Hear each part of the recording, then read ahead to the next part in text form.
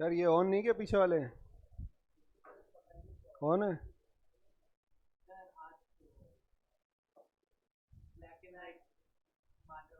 अच्छा ये है क्या? अब तू बोल क्लास में, तेरे मैं बताता हूँ।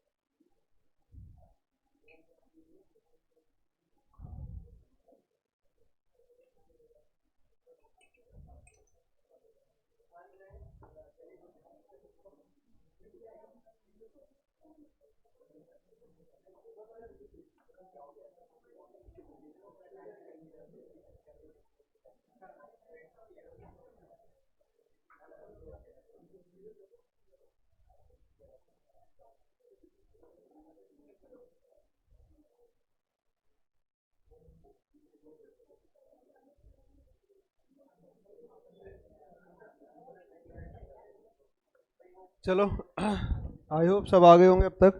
चलो बच्चों, हरे कृष्णा। हरे कृष्णा बेटा। ये भगवान, माधव ऑफलाइन है। हाँ बेटा आज आ गया। अब ये कुछ बोलेगा तो इसको देख लेंगे, चिंता मत करो, ठीक है ना? ये तो हरे कृष्णा बच्चों। बेटा कल लास्ट क्लास में, इसे नीचे करना है, इसे थोड़ा सा यार। कल लास्ट क्लास में हम लोग एक क्वेश्चन सॉल्व कर रहे थे, एग्जाम्पल नंबर 7। अब एक बार तेजी से, क्योंकि मैं लास्ट क्लास में क्या कर चुका था बताओ, इसे एक्सप्लेन कर चुका था। अब मैं तेजी से रीड कर रहा हूँ, उसके बाद फिर हम सॉल्व करते हैं। अब सामने देख लो बेटा, मोबाइल फिर बाद में यूज कर लेना। एक बार आप लोग सब सामने देख लीजिए। कोई बातचीत नहीं करेगा, सुन लो पहले, फिर अगर कोई भी मोबाइल या कोई बातचीत करता हुआ पाया गया फिर सोच लेना, फिर अच्छी बात नहीं होगी। तो पहले बता दिया, क्योंकि अब थोड़ा सा सिस्टम से काम चलेगा, तो अब थोड़ा सा आप लोग सीरियस हो जाओ। 2-4 दिन में प्रॉपरली सारी चीज़ें अरेंज हो जाएंगी। ABC Limited was incorporated on 1st May, take over the business of the D and company from 1st January 11। बताओ इसने बिजनेस कहाँ से लिया? रेट्रोस्पेक्टिवली। एक बेटा टेक्निकल वर्ड है क्या? Business taken over by the company with retrospective effect. It means it is the case of pre and post. Clear हो गया? तो हम समझ चुके हैं, अब बार बार टेक्निकल वर्ड यूज करने की जरूरत नहीं है। अगर बिजनेस कंपनी ने पहले टेक ओवर किया और इनकॉर्पोरेशन बाद में हुआ, और बिजनेस चल कहां से रहा है? 1 जनवरी से। क्या फर्क पड़ता है कैलेंडर ईयर या? हमें कोई फर्क नहीं पड़ता। हमें एक गिवन पीरियड का प्रॉफिट और लॉस बताओ क्या करना है? स्प्लिट करना है between pre and post, that's all. आज कोई न्यू स्टूडेंट तो नहीं है बेटा? कुछ समझ में नहीं आएगा? आया? सुन लो। और क्या करना है आपको? 3-4 वीडियो है, ज्यादा निकली नहीं है शायद, 4। तो नालायको, मैं तुमसे पूछा क्या? मतलब बेटा बोल दिया तो अब 6-7 वीडियो है, देख लेना। आ गया फास्ट फॉरवर्ड में। तब जाके आपको कनेक्ट हो पाएगा। हाँ लेकिन इसका ये है कि ये चैप्टर कहीं और डिस्टर्ब नहीं करेगा, इसीलिए पहला टॉपिक ये लिया था। ये चैप्टर कहीं भी रिलेट नहीं करेगा पूरी बुक में, तो आप लोग अपनी कन्वीनियंस के हिसाब से रिकॉर्डेड लेक्चर देख लीजिएगा। समझ में आ गया? तो आपको कहीं आगे प्रॉब्लम आने वाली है नहीं, इसीलिए ये टॉपिक स्टार्टिंग में लिया था। The following information given ABC limited year ended 31 December 2011। Gross profit, interest on investment, expenses, दो इनकम है और एक्सपेंस है वही rent, salary including manager salary 85,000। ये टोटल सैलरी है जिसमें दो सैलरी, एक मैनेजर सैलरी और एक other than manager salary. Carriage outward, printing, interest, debenture, sales commission, bad डेब्ट रिलेटेड टू सेल। नहीं भी बोलता तो सेल से रिलेटेड होता है। Underwriting commission, what is underwriting commission देख लेंगे। Preliminary expenses, audit fee related to company या टैक्स ऑडिट देख लेंगे। या तो क्वेश्चन मेंशन करेगा, अदरवाइज फिर हम ना अजम्पशन लेंगे भाई। या तो क्वेश्चन मेंशन कर देगा, अदरवाइज हम फिर अज्यूम कर लेंगे। भाई क्वेश्चन बता नहीं रहा तो हम, हमारे पास ऑप्शन ही नहीं, हम अज्यूम कर लेंगे। नेक्स्ट, नेट प्रॉफिट, ये एक P&L बना दिया जिसमें ये कुछ आइटम इनकम के थे, ये कुछ आइटम एक्सपेंस के थे, और बताओ क्या ये नेट प्रॉफिट। इन्होंने 12 मंथ का ये नेट प्रॉफिट बना दिया और हमें यही समझ में आ गया कि ये नेट प्रॉफिट नहीं है। अगर बैलेंस शीट में से रिपोर्ट किया जाएगा तो बिटवीन टू हेड्स डिवाइड किया जाएगा, एक कैपिटल और एक रेवेन्यू प्रॉफिट। समझ में आ गया? नेक्स्ट, अगला point, prepare statement between pre and post after considering the following information. Number 1, GP ratio constant. क्या मुझे इसकी जरूरत है? नहीं भी होता तो कोई फर्क नहीं पड़ता। हर क्वेश्चन में बताओ मैंने क्या मान के चला था, ये कांस्टेंट है और मैंने उसका इंपैक्ट आपको लास्ट क्लास में समझा दिया था। अब मैं अगेन रिपीट नहीं कर रहा हूं उन बातों को। Next, sales for January and October were 1.5 average monthly sale for, ये पता नहीं क्या क्या दे रखा है, बताओ क्या ये relation of sale. Relation of sale means let us assume. मैंने कहा था एक सिंपल सा फंडा है, अज्यूम करके मैं फिर इस रिलेशन को एक लाइन पर ड्रॉ कर दूंगा और उस लाइन को प्री और पोस्ट में स्प्लिट कर दूंगा। नेक्स्ट, ये बोल रहा है bad debts are shown after adjustment of the recovery 7,000 bad debts for July 2010। बताओ क्या ये कोई एडजस्टमेंट है क्या? नहीं, ये कोई एडजस्टमेंट नहीं है। मैंने लास्ट क्लास में बताया था आपको, ये बेटा दो चीजों को इसने मर्ज कर दिया। तो मेरा एक सिंपल सा काम करने का तरीका क्या है बेटा, मैं दो चीजों को, ठीक है ना, वो क्वेश्चन है, वो कोई भी हरकत कर सकता है। उसने कहा कि ये बेड डेब्ट हमने कब शो की है, एक पिछले साल की रिकवरी थी, जुलाई 2010 की रिकवरी थी जिसको मैंने एडजस्ट कर दिया। ठीक है, क्वेश्चन बोल रहा है मैंने कर दिया।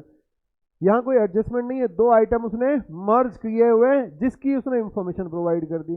मेरा क्या काम है बेटा, दोनों का सेपरेशन करना। Bad debts recovered should be recognise separately, ठीक है ना। ये आपका 7,000 और ये 98,000, ये आफ्टर एडजस्टमेंट था, ये एडजस्ट करके इसने नेट बेसिस पर रिपोर्ट कर दिया। लेकिन नहीं, मुझे नेट बेसिस पर चीजें नहीं चाहिए। अगर वो बोल रहा है मैंने दो चीजें मर्ज कर रखी हैं तो मुझे दोनों का सेपरेशन करना होगा। अब मुझे कोई P&L तो बनाना नहीं है, ठीक है। मुझे क्या करना है बताओ, जो मेरा स्टेटमेंट बनाऊंगा उसमें इसे कंसीडर करते हुए यहाँ बेड डेब्ट्स रिकवर दिखाऊंगा और ये बेड डेब्ट्स 98 दिखाऊंगा। समझ में आ गया? इसका कोई एडजस्टमेंट नहीं है, बस मर्जिंग है तो मर्जिंग का सेपरेशन करना है। नेक्स्ट, अगला पॉइंट, मैनेजर सैलरी इंक्रीज 2,000। तो ऊपर मैनेजर सैलरी थी जिसके बारे में हमने पढ़ा था। All investment sold in April, it means investment से रिलेवेंट सारी इंफॉर्मेशन प्री की होंगी, क्योंकि हमारा प्री जनवरी, फरवरी, मार्च और अप्रैल है। 1 मई से हमारा पोस्ट पीरियड स्टार्ट होगा। The entire audit fee related to the company. साहब बोल रहा है ऑडिट फी, कमेंट है ऑडिट फी पर। सर नहीं होगा तो बेटा अभी तक ऐसा क्वेश्चन आया नहीं है कि ऑडिट फी के बारे में कोई गाइडेंस प्रोवाइड नहीं की गई हो। बात समझ में आ रही है? तो हमें अगर ऑडिट फी लिखकर छोड़ दिया जाएगा तो मेरे पास दो चॉइस हैं, या तो मैं ऑडिट फी को टैक्स ऑडिट फी अज्यूम करते हुए सेल्स रेशो में डिवाइड कर दूं, या फिर मैं ऑडिट फी को कंपनी ऑडिट फी अज्यूम करते हुए पोस्ट पे। अब सर अजम्पशन हमें क्या लेनी है बेटा, अभी नहीं पता। कोई सी भी नोट लगा के अजम्पशन डाल देना। क्यों? क्योंकि ICAI ने बताओ अभी तक किसके लिए स्कोप नहीं छोड़ा, कोई अजम्पशन के लिए स्कोप अभी तक तो छोड़ा नहीं उसने। तो मैं कैसे बता दूं कि ICAI कभी अजम्पशन के लिए स्कोप छोड़ेगा तो क्या लेगा? आ गया? तो आप अपनी अजम्पशन नीचे नोट लगा दीजिएगा। क्यों? क्योंकि आज तक उसने हमेशा बेटा क्लियर कर दिया है उसने। अब तक जब भी क्वेश्चन पूछा या तो वो लास्ट में बता देता है कि वो सेल्स से रिलेटेड है, टैक्स ऑडिट फी है, या फिर वो कंपनी, वो खुद क्लियर करता है। तो जब वो कभी अजम्पशन लेगा तो आपको भी बता देंगे कि एक बार उसने अजम्पशन ली थी, इंफॉर्मेशन साइलेंट थी, तो क्या अजम्पशन लेकर सॉल्व किया था। अभी तक ऐसा कोई सिचुएशन आया नहीं। नेक्स्ट चलूँ मैं आगे। तो अब हमें क्वेश्चन सॉल्व करना है, जल्दी से आ जाओ फटाफट। और अब थोड़ा सा स्पीड से काम करेंगे बेटा, काफ़ी क्वेश्चन सॉल्व करा दिए मैंने, है ना। अब थोड़ा सा स्पीडली काम करेंगे सारे बच्चे। Example number 7, statement showing distribution of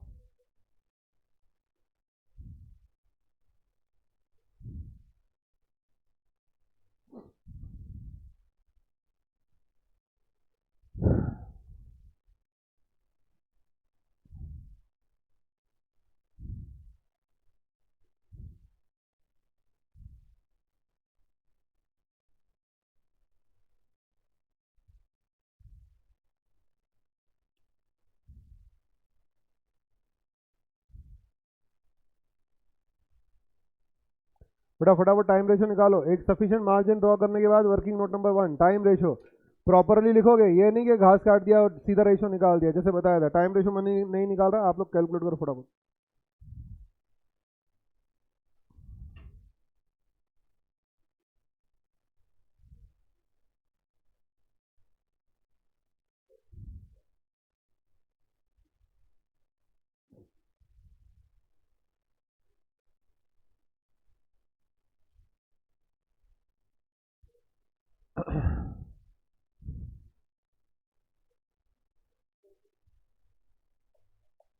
बेटा क्वेश्चन ये रहा, टाइम रेशो निकालो फटाफट।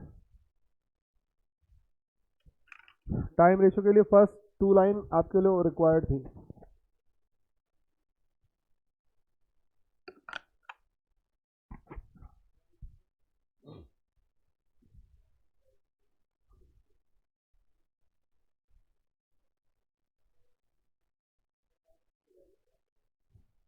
रेशो कितना आ गया? 1:2। मैं पहले बोल चुका, मेरे लिए क्या इंपॉर्टेंट नहीं है, रेशो। ड्यूरेशन लिखी प्री पोस्ट? चलूं आगे। सेकंड,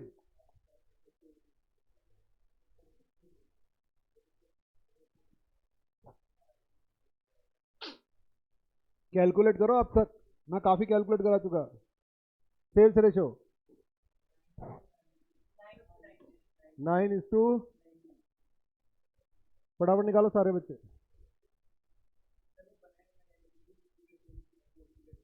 हाँ हाँ, लेट अस अज्यूम तो लिखना पड़ेगा। हाँ वो लिखा है, कोई जरूरी नहीं लाइन ड्रॉ करना, अगर आपको समझ में आता है तो।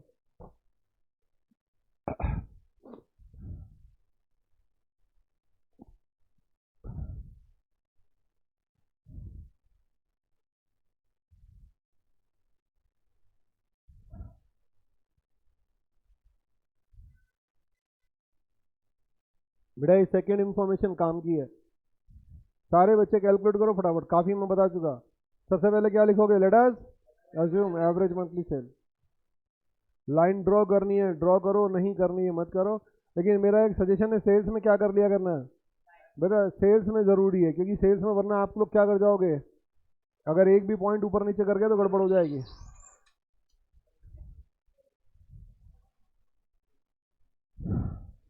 यार यहाँ तो सफोकेशन हो रहा है बहुत ज्यादा।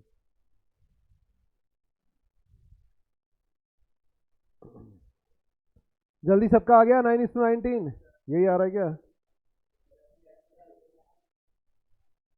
9:19। बेटा मैं अब बताने के मूड में नहीं हूं, अगर आ रहा है वेरी गुड। किसी को पूछना है तो पूछ लो सेल्स रेशो, वरना मैं जा रहा हूँ आगे। कोई अगर बच्चा बोलेगा तो मैं कैलकुलेट करके दिखाऊंगा, अदरवाइज नहीं दिखा रहा। क्यों नहीं आया? चलो देख लो एक बार बेटा। सेल्स रेशो में देखो एक सिंपल सी गणित है, मैंने इतनी बार, हाँ बेटा फिर भी देख लो एक बार। बेटा लैंग्वेज इंटरप्रेट करना, अब इतने सवाल करने के बाद अगर इंटरप्रेट नहीं हो रही तो आगे अब होगी भी नहीं, अब नहीं होगी। अगर आप मुझसे ही हर चीज लिखवा के करवा लोगे तो फिर सेंस क्या बन रहा है? समझ में आ रही है बात? मैंने एक सिंपल तरीके से क्या बता दिया, अगर रिलेशन दे रखा है तो late us assume average monthly sale x, काम खत्म। अब सवाल क्या बोल रहा है पढ़ लो और उस रिलेशन को नोट कर डालो। मैंने लिख दिया let us assume average monthly sale x, क्या लिख रहा है बोलो? Sales for January and October 1.5 time the average monthly sale, while December were twice the average monthly sale। बताओ एवरेज मंथली सेल कितनी है? एक्स। बेटा 3 महीने की सेल अलग है, जनवरी की 1.5x आ रहा है समझ में, अक्टूबर की यहां कहीं आ रहा होगा अक्टूबर 1.5x, दिसंबर की यहां कहीं दिसंबर होगा 2x। अरे आ रहा है समझ में?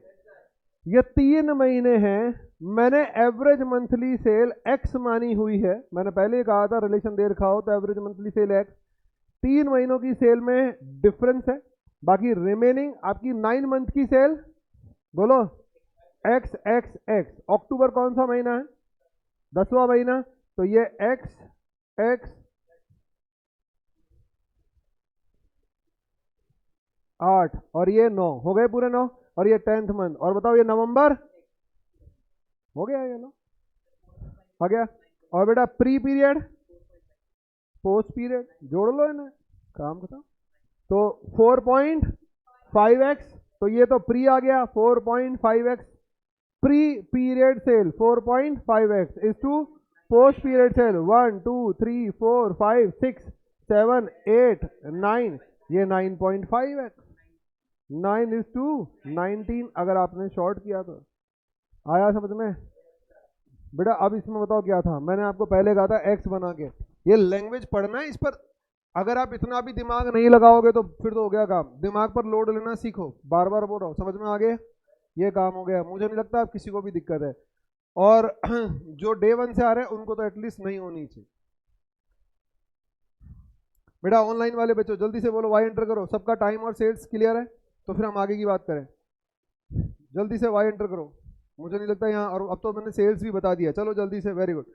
फटाफट आइटम टू आइटम चलते हैं, जल्दी से बोलो पहला आइटम ग्रॉस प्रॉफिट। बेटा शुरुआत हमेशा ग्रॉस प्रॉफिट से ही करना। A income, gross profit amount rupees 10 lakh, जल्दी बोलो 9:19, 3,42,000, 7,22,000, काम खत्म। डिस्ट्रीब्यूशन हो गया प्री और पोस्ट में। नेक्स्ट अगला point, interest on investment, interest on investment 30, बोलो जल्दी से, प्री 36,000 डैश। समझा दिया क्यों? क्योंकि क्वेश्चन में क्या मेंशन था, सारे इन्वेस्टमेंट अप्रैल में सेल कर दिए गए। बोलो क्लियर है? मुझे नहीं लगता इसको सोचने समझने की जरूरत है, टोटल कर दो फटाफट। आ गई बात समझ में? हमने पहले ही क्वेश्चन रीड कर लिया था और उसमें एडजस्टमेंट नहीं था। पॉइंट नंबर 3 में ध्यान रखना, एडजस्टमेंट नहीं था। मैंने कहा था 2 आइटम उसने क्या कर रखे, मर्ज, जबकि वो मर्ज अलाउड नहीं है। भाई 2 चीजें मर्ज कैसे कर सकते हो? क्योंकि हो सकता है दोनों का बेस डिस्ट्रीब्यूशन का अलग अलग हो। तो ठीक है, क्वेश्चन है, क्वेश्चन तो कुछ भी कर सकता है, आपको फिर करेक्शन करना है। तो फिर हमारे दिमाग में सर क्वेश्चन में करेक्शन करना है, बेटा क्वेश्चन में तो कुछ लिखने की आपको परमिशन ही नहीं होती, आपको पता है, आप उसमें कुछ भी नोट नहीं कर सकते। तो दिमाग में रखना है ये 98 है और वहां पर 7,000। चलो तो मैं लिख देता हूं, बैड डेब्ट रिकवर्ड, बैड डेब्ट रिकवर्ड कितना अब बेटा एक बार में सोच समझ के, रुको रुको, टेक योर टाइम, जल्दी से ये थर्ड पॉइंट पढ़ो और मुझे एक बार में बताओ ये किस रेशो में जाएगा। जल्दी बोलो सारे बच्चे, लाउड एंड प्रॉपर।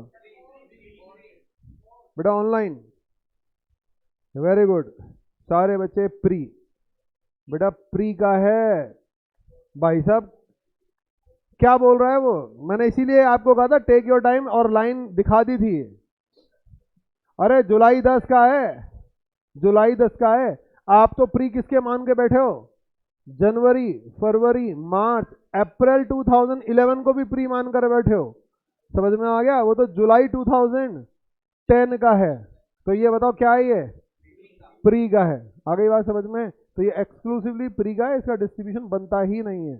चलो ड्यूरेशन बेटा साफ लिख कर दे रखी है उसने, तो सोचने की जरूरत ही नहीं है।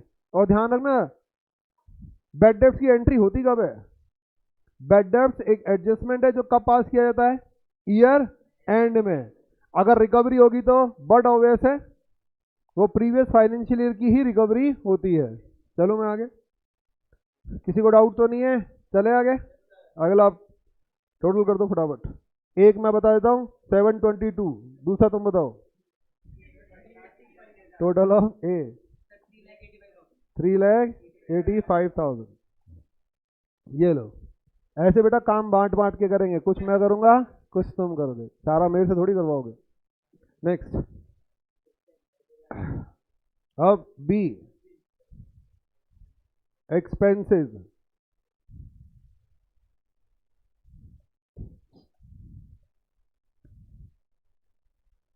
जल्दी बोलो फटाफट। रेंट, कुछ सोचना है क्या बेटा, रेंट पर कोई भी कमेंट नहीं है, मैं पहले डिसाइड करके बैठा हूं बेटा कमेंट किस पर है, मैनेजर सैलरी, मैनेजर सैलरी और इन्वेस्टमेंट और ऑडिट फी। आ गया समझ में, इन पर कुछ कमेंट है तो ठीक है, रेंट पर कोई कमेंट नहीं है, तो रेंट एज इट इज जिस रेशो में जाना चाहिए। रेंट 90,000, रेशो 30,000 और 60। आपको नहीं लग रहा बहुत ज्यादा स्पीड हो गई, अब आ रहा है समझ में, अंडरस्टैंडिंग बढ़ती है बेटा। फिर दूसरा काम किस पर करना है, स्पीड पर काम करना है। दो चीजें इंपॉर्टेंट है हमारे लिए, पहली चीज अंडरस्टैंडिंग, बहुत घसीट लिया, बहुत एक एक पॉइंट को डेप्थ में डिस्कस कर लिया। दूसरा काम किस पर करना है, स्पीड, तेजी से लिखना है और प्रॉपर तरीके से लिखना है। ये नहीं कि आप तेजी के चक्कर में फिर चीजों को नट शेल में नहीं लिखना, सही तरीके से मेंशन करना। अगला आइटम सैलरी, सैलरी में एडजस्टमेंट है ना, टोटल सैलरी में नहीं है, सैलरी के एक एलिमेंट मैनेजर सैलरी में। तो मैंने कहा था इसे हमें दो हिस्सों में डिवाइड करना है। तो पहला मैनेजर सैलरी, बोलो कितनी है 85, और दूसरा अदर्स सैलरी, ये अदर सैलरी 331 माइनस 240 आया। मुझे किस में कोई इशू नहीं है बेटा, 246 में कोई इशू नहीं है, तो इसको तो हटाओ पहले, 1:2 टाइम रेशो 82 और 164। चलो एक को तो मैंने निपटा दिया, जिसमें कोई इशू, सबको समझ में आ रहा है ना, क्योंकि अब मैं थोड़ा स्पीड पकड़ के चल रहा हूँ। क्यों, क्योंकि अब बेटा अब घसीटना नहीं है चीज़ों को, बहुत अच्छी तरह से समझा दिया। अब किसी में डाउट आए तो रुक कर पूछ लेना आप लोग। ये बताओ हमने एक पर तो काम कर दिया, दूसरे पर कमेंट है, कमेंट का मतलब वर्किंग नोट, मुझे जाना पड़ेगा वर्किंग नोट पर, वर्किंग नोट नंबर जो भी है।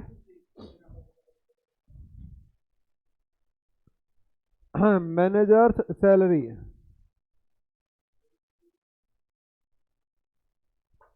क्या है मैनेजर सैलरी पर कमेंट बेटा, क्या बोल रहा है, manager salary increase by 2,000 per month from 1 May.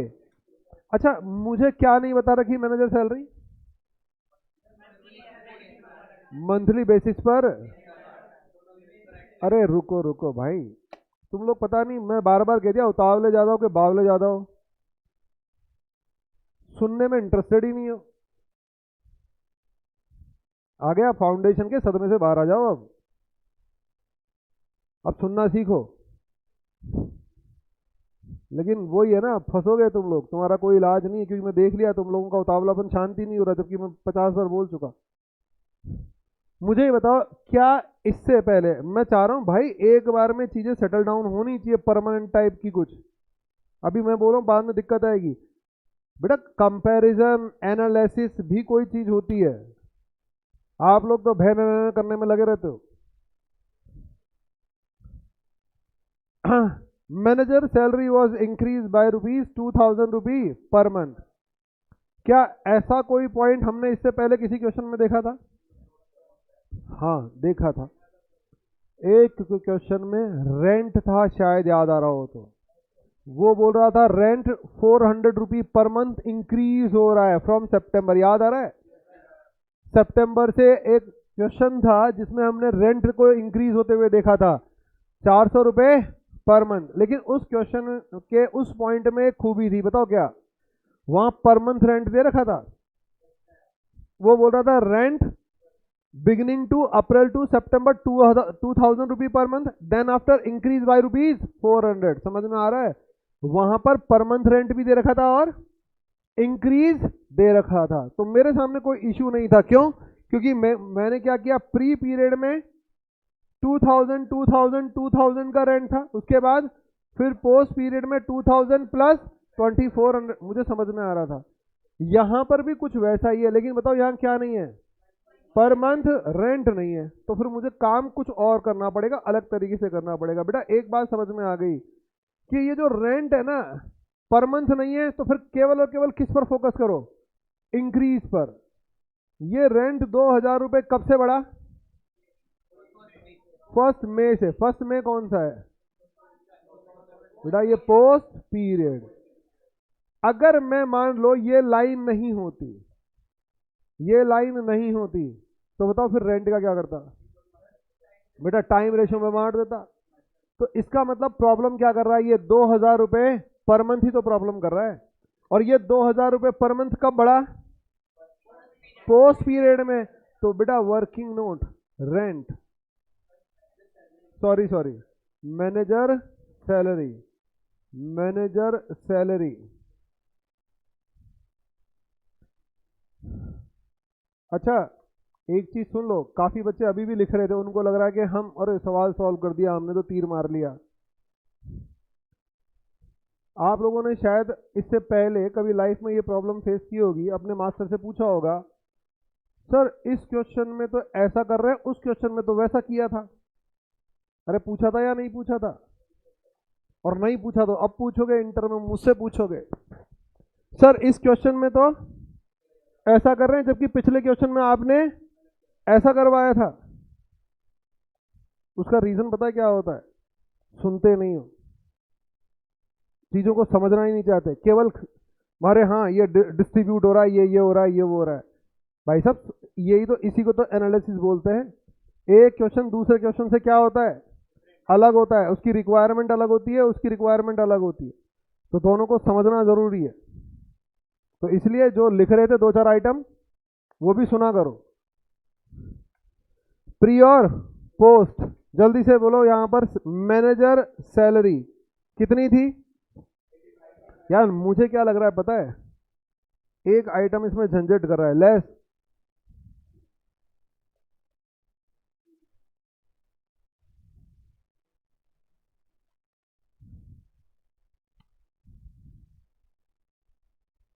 Into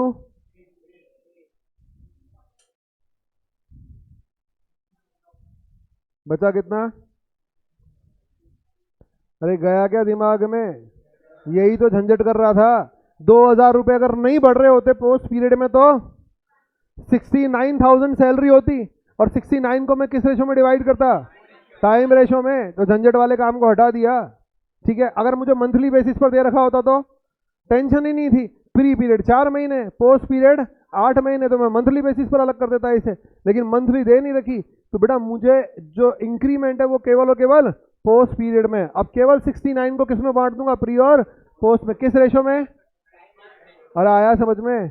लिखना भी आना चाहिए, समझ में आनी चाहिए। नोट कर लो अब मेरे साथ, मुझे लगता है बात समझ में आ गई। डिस्ट्रीब्यूशन ऑफ बैलेंस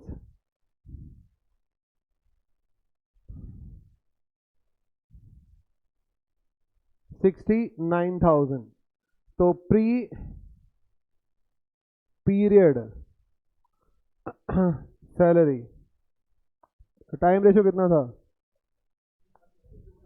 तो 1:3।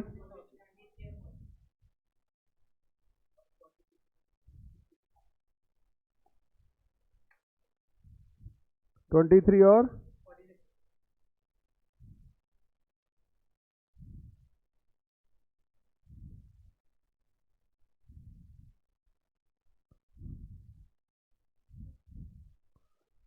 ये टोटल हो गया 23 और 62, और दोनों का एडिशन कर लो कितना हो जाएगा?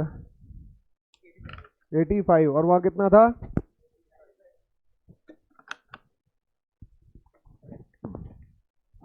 85।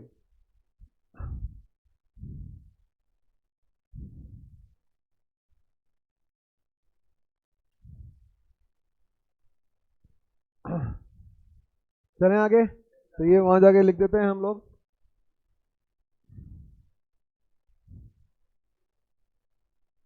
तो ये हो जाएगा वर्किंग नोट नंबर जो है आपका 23 62। ये एक आइटम और डन। सर इक्वेशन से कर सकते हैं क्या? बेटा कैसे भी कर लो, मैंने आपको पहले भी पहली क्लास में क्या कहा था, जैसे हाँ आईसीआई मोस्टली प्रेजेंट करता है हम वैसे करेंगे। क्लियर है? बाकी आप इक्वेशन से कर दो हेमंत बेटा, कोई दिक्कत नहीं है। अल्टीमेटली आपका आना यही चाहिए बस, ठीक है ना। कोई लॉ प्रेस्क्राइब, मैंने क्या कहा, जब वर्किंग नोट बना रहा हूं तो वर्किंग नोट होना चाहिए। लॉ प्रेस्क्राइब फॉर्मेट नहीं कि आपको एज इट इज प्रिंट करके आना है। थोड़ा बहुत अगर अपने ऊपर अपने हिसाब से ऊपर नीचे कर देते तो कोई इशू नहीं है। अल्टीमेटली प्री और पोस्ट पीरियड में बेटा वर्किंग नोट चाहिए। अब ये आया था या नहीं आया था मैटर नहीं करता, आ गया वर्किंग नोट चाहिए और ये आंसर आना चाहिए बस। अगर आप अपना थोड़ा सा चेंज करना चाहते हो तो कर दो, ये कोई रटना नहीं कि सब ऐसे ही करके आना है। नेक्स्ट अगला पॉइंट बोलो फटाफट। इसलिए मैं बोल रहा हूँ ना, आगे मत जाओ, साथ में चलो तो थॉट भी बना रहेगा, प्रेजेंटेशन भी सेम बना रहेगा। कैरेज आउटवर्ड, कैरेज आउटवर्ड कितना है? 14,000 कैरेज आउटवर्ड।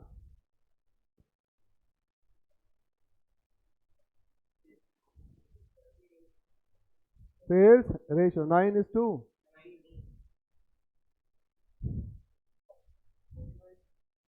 कितना? 4,500 9,500। अगला आइटम प्रिंटिंग एंड स्टेशनरी,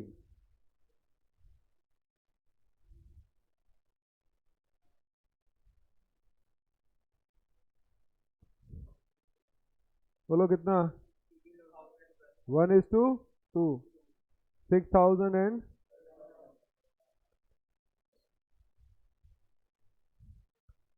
अगला आइटम इंटरेस्ट ऑन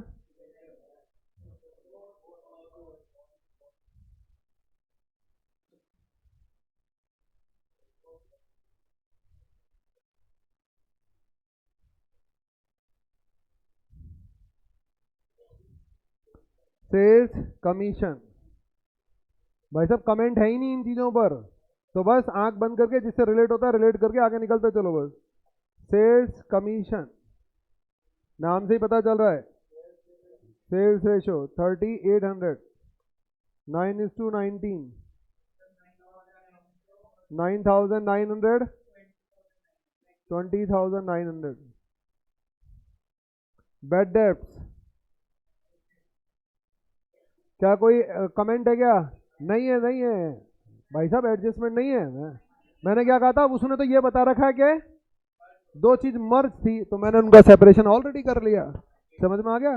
कोई कमेंट नहीं था जैसे कि भाई ये प्री में ऐसा था वैसा था, ऐसा कोई कमेंट नहीं था, खाली मर्जिंग वाली बात थी। तो 90 9:2।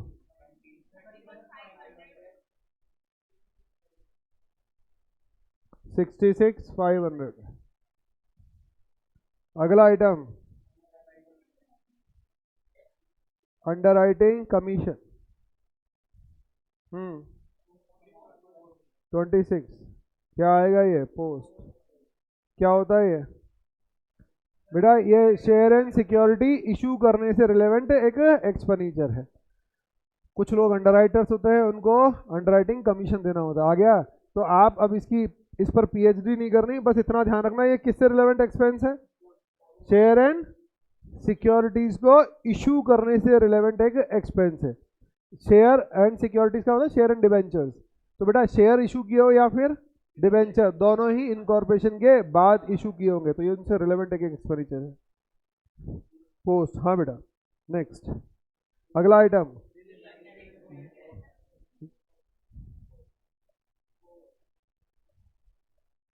28,000 पोस्ट।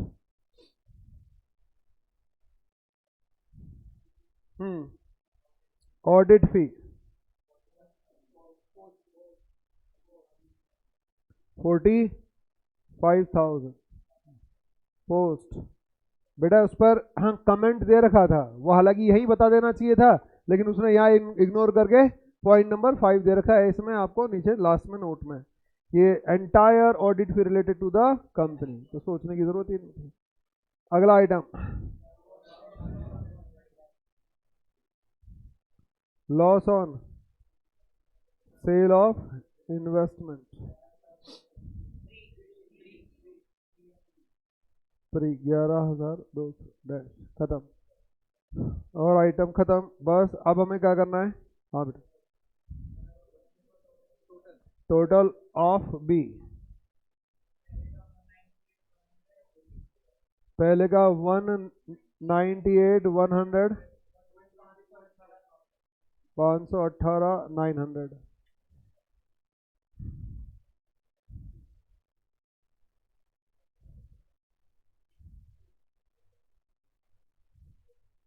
तो प्री में से प्री की इनकम, प्री का एक्सपेंस, कैपिटल 186,900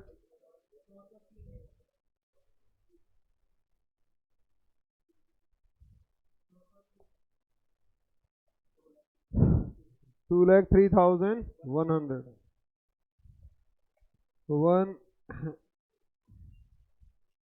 ये आपके सामने प्रॉफिट आ गया। ये प्री का है और ये पोस्ट का है।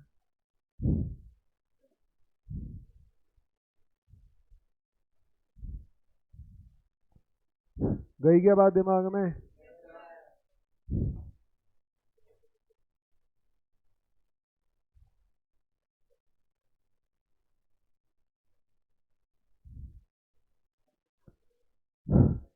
सबको समझ में आ गया अच्छी तरह से? हमने लास्ट क्लास में इसका एनालिसिस कर लिया था, तो मुझे नहीं लगता कोई बहुत बड़ा इशू है। बेटा ऑनलाइन वाले बच्चों जल्दी से बोलो क्लियर है सबका? वाई एंटर करो। अगर किसी को भी किसी पॉइंट में इशू है तो बेटा पूछ लो, वरना वाई एंटर करो सारे बच्चे।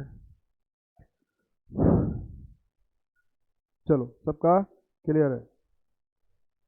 सर बैड डेप्थ ठीक है बेटा, अभी बताता हूँ। नवीन देखो बेटा, और भी किसी बच्चे को दिक्कत हो, बेटा आप एक चीज समझ लो। देखो मैं बार बार एक चीज आप लोगों को बोल रहा हूं,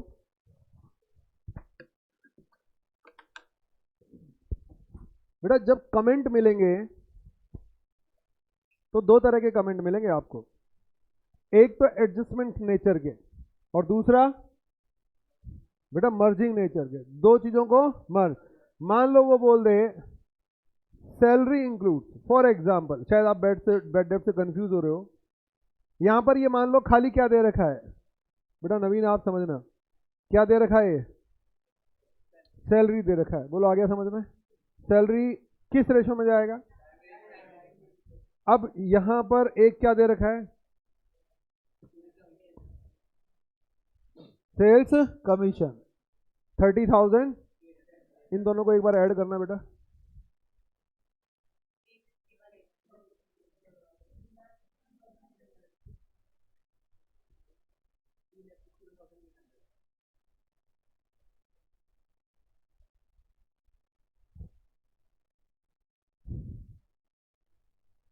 बेटा नवीन अब है ना ये लिख दिया सैलरी अमाउंट रुपीज 3,61,800, समझ में आ गया। और नीचे क्या लिख दिया, एक पॉइंट लिख दिया, सैलरी इंक्लूड्स कितना था ये 30,800। नीचे एक कमेंट डाल दिया salary include 30,800 for sales commission expense, नीचे कमेंट डाल दिया। अब बताओ क्या एडजस्टमेंट है क्या, बेटा दो चीजों को मर्ज कर दिया। तो हमें समझ में आ गया भाई सैलरी एक अलग चीज है, सेल्स कमीशन एक अलग चीज है, तो दोनों को मर्ज क्यों कर रखा है। अगर ठीक है ना, क्वेश्चन है, क्वेश्चन तो कुछ भी कर सकता है, क्वेश्चन ही तो गलती करेगा तो आपको जज करनी है और फिर उसके अकॉर्डिंगली आपको रिएक्ट करना है।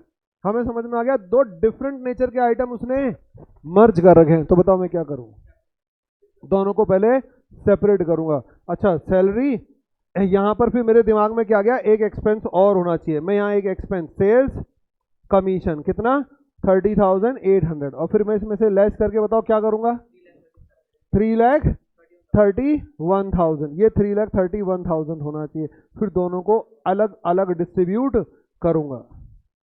क्या नवीन बेटा ये बात समझ में आई, जल्दी से बोलो, वाई एंटर करो अगर ये समझ में आ गया तो। ये समझ में आ गया सबको। बेटा नवीन अब भी बैड डेब्ट्स बताऊं क्या, हालांकि मैं फिर भी बताऊंगा, लेकिन क्या अब कनेक्ट हुई क्या बात, आई बात समझ में। बेटा वही आप इसे एडजस्टमेंट के नजरिए से देख रहे हो, जबकि ये वही चीज बोल रहा है, ये बैड डेब्ट्स पर कमेंट कर रहा है, ये रहा आपका बैड डेब्ट्स, ये इसके बारे में वही चीज बोल रहा है जो सैलरी के बारे में मैंने आपको बताई। ये बोल रहा है bad debts are shown after adjusting recovery 7,000।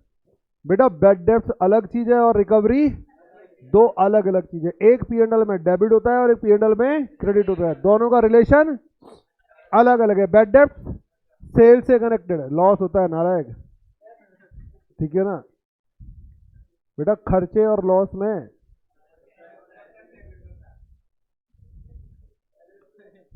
अच्छा सुन, 500 का नोट 500 का नोट लेकर घर से सामान लेने गए, मम्मी ने कहा चावल लेकर आ जाना, ठीक है ना सर 500 का नोट क्यों, 50-60 रुपए में, बेटा श्रीलंका में गए, ठीक है ना, हाँ 500 का नोट लेके घर से निकले, चावल लेकर आ जाना। अब बेटा चावल लिए और घर पहुंच गए, मम्मी को दिए, लो मम्मी 500 के चावल, और वहां बैठ के रोने लग गए, हाय हाय 500 का नुकसान हो गया, हाय हाय 500 का नुकसान हो गया। आई बात समझ में, बताओ नुकसान हुआ क्या, क्यों हुआ ना, 500 का नोट गया उसकी जेब से, अरे चावल भी तो लाया, एक दूसरा बच्चा गया, वो 500 का नोट लेके चावल लेने गया, बेटा 500 का नोट खो गया। अब वो घर नहीं आया, वो वहीं बैठ के रो रहा है, हाय हाय 500 का नोट, हाय हाय तू घर आके रोया था क्योंकि तू सामान लेकर आया, हाय हाय 500 का नोट खो गया है। बताओ उसका रोना जेन्युइन है या नहीं। बेटा दोनों ही केसेस में 500 का नोट गया, लेकिन एक को आप लॉस नहीं बोल रहे, आपको समझ में आ गया सर, रोना जरूरी नहीं था क्योंकि वो एक्सपेंस था, उसके अगेंस्ट 500 के अगेंस्ट बताओ आपको क्या मिल चुका, बेनिफिट मिल चुका। अगर किसी एक्सपेंस के अगेंस्ट, किसी नोट के अगेंस्ट, किसी मॉनेटरी आइटम के अगेंस्ट आपको बेनिफिट मिल जाता है तो बेटा वो खर्चा बन जाता है, और आपका खर्चा तो हुआ लेकिन उसका बेनिफिट आपको नहीं मिला तो वो लॉस बन जाता है। तो ध्यान रखना दोनों डेबिट होते हैं, ये मैटर नहीं करता, लेकिन दोनों में दिन और रात का अंतर है, ठीक है। नेक्स्ट अब इधर आ जाओ, बेटा इसने क्या कर रखा है, इन दोनों को ऐड करके नेट कर दिया जो कि गलत था, ठीक है ना, तो मैंने इसे सही करना है, क्यों, एक P&L में डेबिट होता है, एक P&L में क्रेडिट होता है, और दूसरी सबसे बड़ी बात दोनों अलग अलग नेचर के हैं, एक सेल्स रेशो में जाएगा और बैड डेब्ट्स रिकवर्ड हमेशा कौन सा होगा, पुराना डूबा हुआ। इस साल की तो बैड डेब्ट्स की एंट्री में कब बनाऊंगा, ईयर एंड लास्ट में, तो वो पुराना डूबा हुआ होगा। तो अगर बैड डेब्ट्स रिकवर होगा तो वो केवल किसका आइटम होगा, हमेशा प्री का होगा, और अगर बैड डेब्ट्स होगा तो वो हमेशा वो सेल्स रेशो में जाएगा, अनटिल अनलेस क्वेश्चन कुछ मेंशन ना कर दे। क्वेश्चन मेंशन कर देगा तो आप चैलेंज नहीं कर सकते, फिर तो जो वो बोल रहा है वही करना पड़ेगा, अदरवाइज इनका रिलेशन भी सेम नहीं है, P&L में इनका प्रेजेंटेशन भी डिफरेंट होता है, तो दैट्स वाई बेटा आप इनको मर्ज करके नहीं दिखा सकते। नवीन चले आगे, बस बेटा मर्जिंग था, एडजस्टमेंट नहीं था। नेक्स्ट होमवर्क नोट करो बेटा, आज सारे बच्चे करके लाओगे आप लोग।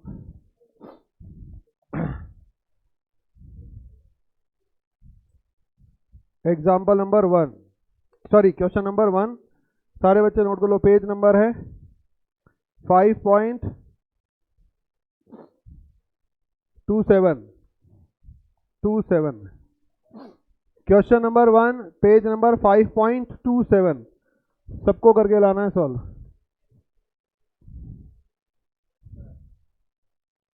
नेक्स्ट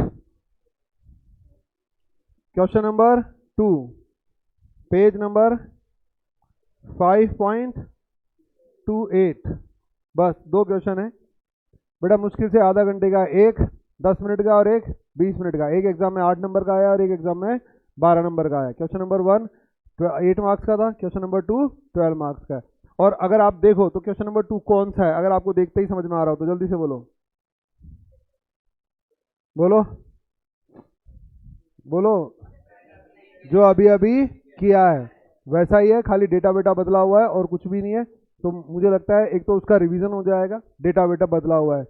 और सब लोग किस में करके आओगे, रिटन में। आ गया, फेसबुक पे नहीं, अच्छा फेयर कॉपी, ठीक है। तो आप लोग सब रिटन में करके लाओगे। कल कॉपी चेक करूंगा, ये दोनों क्वेश्चन होने चाहिए फेयर कॉपी में, ठीक है ना। कॉपी में देखूंगा, अगर नहीं हुआ तो क्लास से बाहर निकालूंगा, फिर अगला चैप्टर और अगला क्वेश्चन स्टार्ट कराऊंगा। अगला क्वेश्चन, अभी इसमें और छोटी मोटी बातें काफ़ी है जो डिस्कस करनी है। चलो सेम अभी जैसा, हाँ बेटा सेम सेम है, ठीक है ना। नेक्स्ट ऑनलाइन वाले बेटा मैं तो ऊपर वाले को जानता हूँ, अभी ऑनलाइन वाले कौन से आ गए। हरे कृष्णा। चलो आज के लिए इतना, ये 2 क्वेश्चन करके लाना है। अभी 1-2 दिन में जो छोटी मोटे इसके पॉइंट्स है, एक 2 पॉइंट्स हैं जो अभी आपको शायद प्रॉब्लमेटिक लगेंगे, उनको डिस्कस कर लेंगे। जो नए बच्चे हैं अभी भी उनके पास 1-2 दिन है, क्या कर सकते हो बताओ आप, हाँ रिकवर कर सकते हो। आ रहा है समझ में, 1-2 दिन में जल्दी से रिकवर कर लो आप लोग। हरे कृष्णा बच्चों, नेक्स्ट क्लास में मिलते हैं। हरे कृष्णा।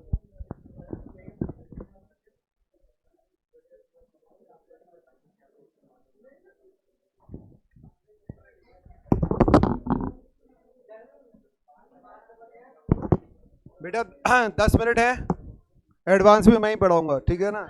10 मिनट है।